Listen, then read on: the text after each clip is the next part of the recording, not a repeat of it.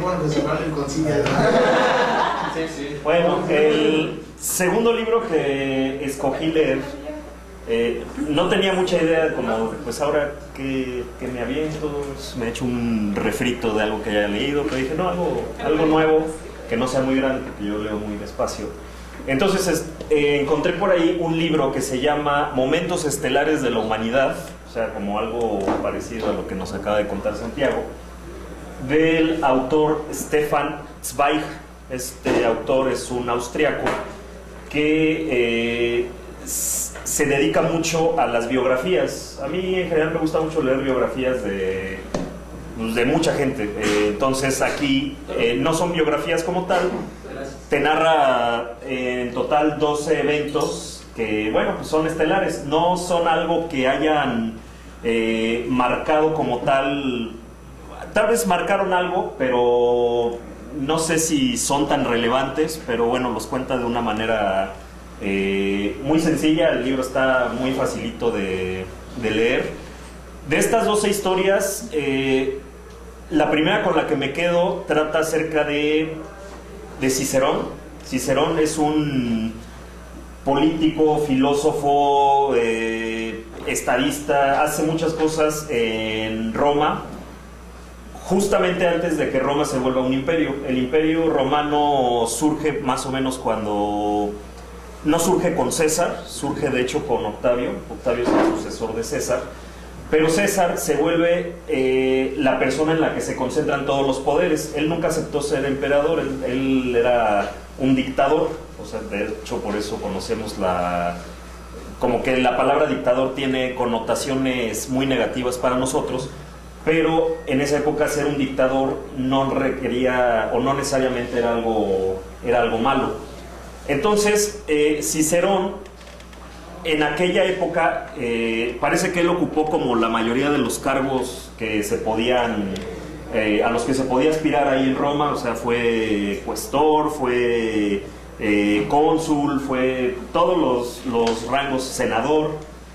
Y Cicerón lo que peleaba mucho era un defensor muy, muy fuerte de la República. O sea, Cicerón sí buscaba que el poder estuviera representado al menos en una cámara de senadores y que los poderes no estuvieran totalmente puestos en una sola persona.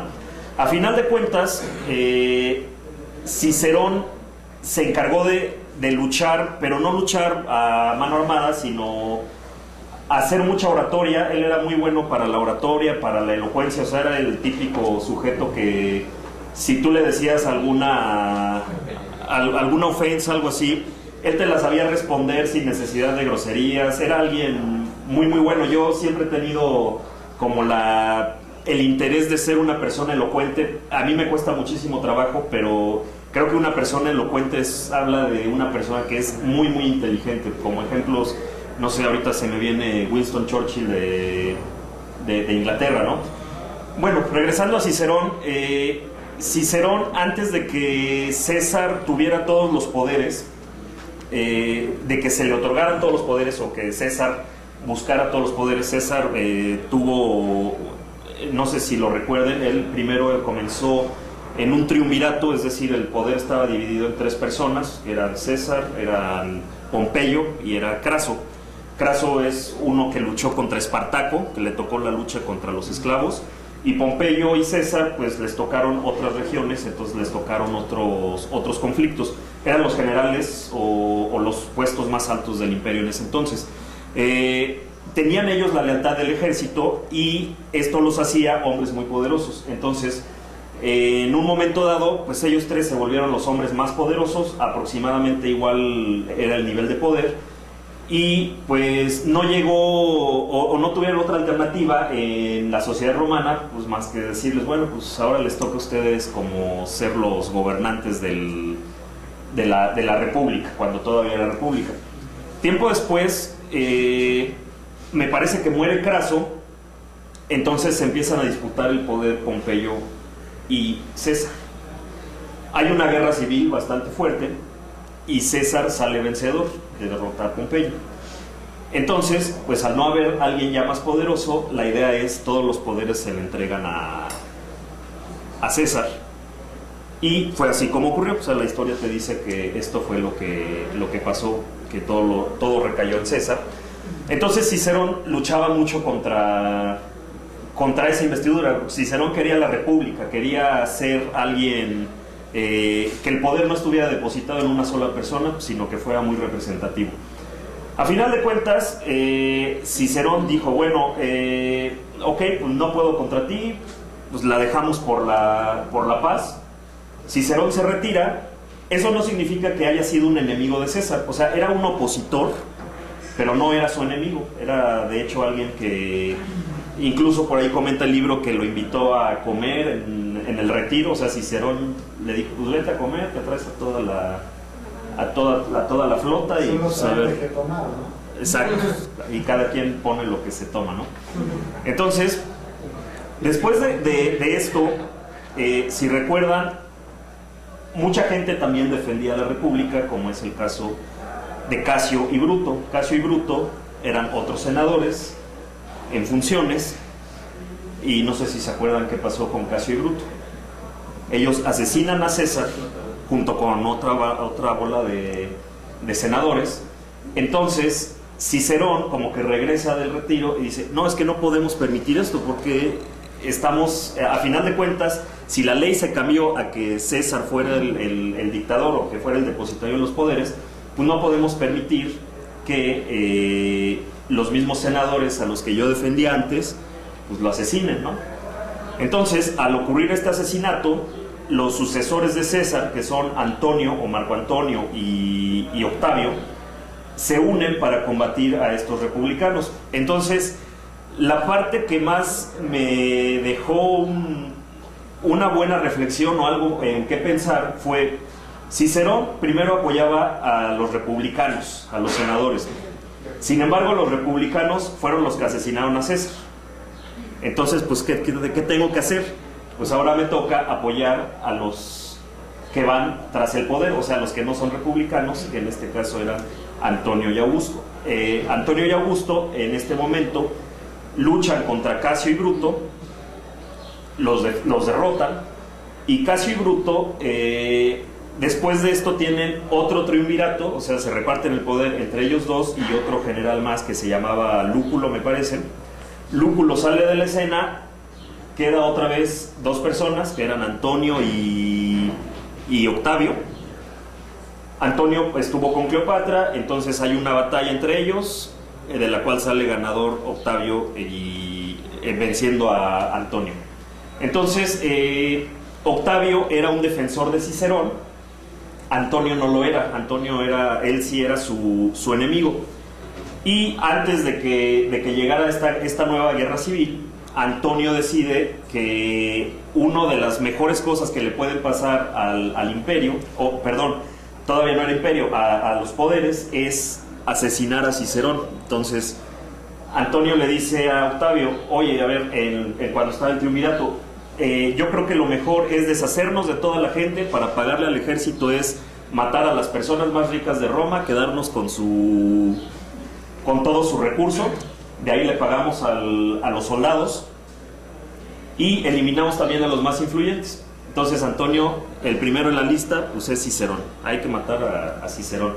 Octavio, que sí era, de hecho había tomado a Cicerón como un asesor o como un consejero, pues primero dice, no, oye, pero no podemos hacerlo, este cuate pues es alguien importante, pero a final de cuentas pues termina cediendo. Entonces matan a Cicerón y al final de cuentas quien se queda con todo el poder es Octavio, empezando el Imperio Romano. Entonces Octavio, digamos que lo defendía, pero a final de cuentas creo que tuvo una visión más allá y pues terminó siendo el primer emperador. Él sí fue la primera parte del imperio. Como les repito, César no fue emperador. A partir de Octavio, pues todos se llamaban ya César, ¿no? César Octavio, César Nerón, César, el que ustedes me digan. Exacto. César Calígula, pues también fue emperador. Entonces, pues me quedo mucho con esa parte de que Cicerón, pues le tocó defender a la república, le tocó defender al que quería como concentrar todos los poderes, pero cuando defendió a él tuvo que ponerse en contra de los republicanos que pues asesinaron a sangre fría.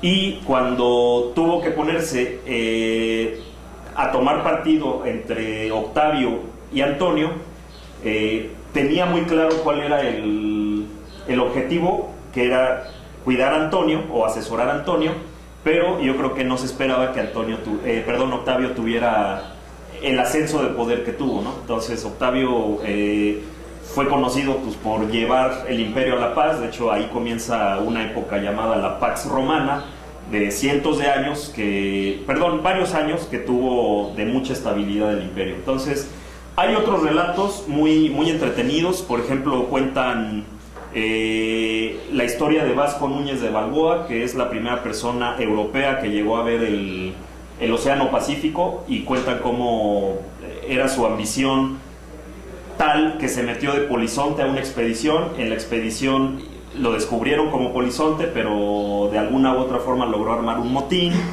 En el motín pues eliminó toda la autoridad de la embarcación, se convirtió él en la autoridad, y con los relatos del oro que había en las Américas, el continente estaba recientemente descubierto, pues le dijeron, oye, pues hay oro por aquí. Entonces pues a buscarle, y como se pudo y estuviera enfrente quien estuviera, pues llegó.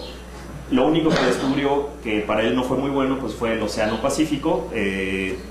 Yo creo que para alguien más, sin ser tan ambicioso, también hubiera sido algo interesante, pero bueno, su ambición era el oro y ser rico, y a final de cuentas su plan no le funcionó, pero es recordado hasta ahorita como el primer hombre europeo que alcanzó o descubrió el Océano Pacífico.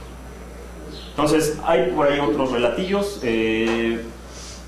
Algún otro también interesante es el de la conquista del Polo Sur. Ese está muy bueno, es una competencia entre un noruego y un inglés. Entonces te comenta cómo triunfa el inglés, cómo triunfa el noruego. El inglés llega 2, 3 días, una semana más tarde que el noruego, y su expedición se convierte en un fracaso total, de la que nadie sobrevivió. Los noruegos sobrevivieron todos de ida y regreso, los ingleses sobrevivieron la ida, pero ya al regreso no pudieron. Entonces eso los convirtió en héroes en Inglaterra a los ingleses, pero está muy controvertido porque hay muchas malas decisiones que se tomaron para haber escogido la ruta que él escogió, y sobre todo algunas cuestiones de logística interesantes, como por ejemplo el que los noruegos hayan escogido perros para jalar trineos, y los ingleses no quisieron elegir perros, eligieron caballos pequeñitos como ponis, resistentes al frío, pero no tan resistentes como los perros. Entonces la decisión parece ser que fue por que el inglés, en su humanidad, decía, la opción era, si se mueren los caballos, nos los comemos; si se muere un perro, no me puedo comer un perro porque no, eso sería inhumano, ¿no? Entonces, cuestiones de ese tipo me parece que son las claves del fracaso de esta expedición. Esta expedición es la expedición del capitán Scott, John Falcon Scott. Entonces, ese es Scott. Si tienen oportunidad de leer este libro, les digo, muy sencillito y bastante interesante.